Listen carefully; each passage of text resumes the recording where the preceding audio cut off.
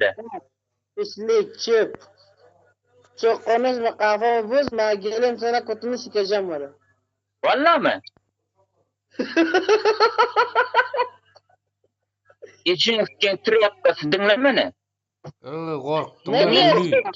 Soy ya Biliyorum, seni. ben sana her Göt. lafını biliyorum ben. Yetçorat men dinle. Ben Bilen o. de- Arbi. Kule de diyor gayet, diyeceğim. Paraşa dinlemene. Oturup siyen mi diktir siyen?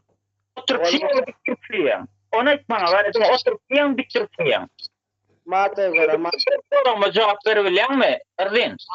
mata göre. Peki. Arça sardı zanvara lavgani sara bazanı ve ha. Sen korkup ağla oturması zır diyen mi? Atalar söz diyen mi? Düşünsen yani düşünsen ağla oturmalı. Korkup diyen. Yani men sen bir rayda mi?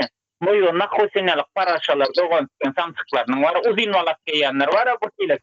Aşağına türsük giymen, gıyma valak geyen. Da bilen mi yüzünü de sikensiz yalıklan. Bolem hadi görüşürüz bolem mi?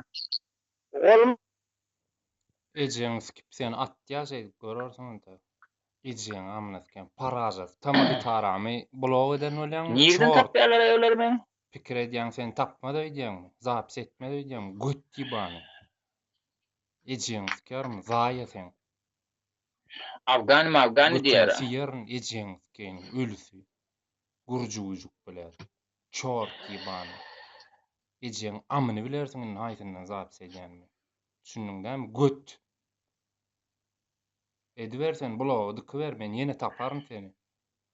Çort ýibany. Ýaýnyň doňup ýatyra ölejeňiz keni parazasy. Ulanlan gan don ejeňiz keni. Ejeniz efir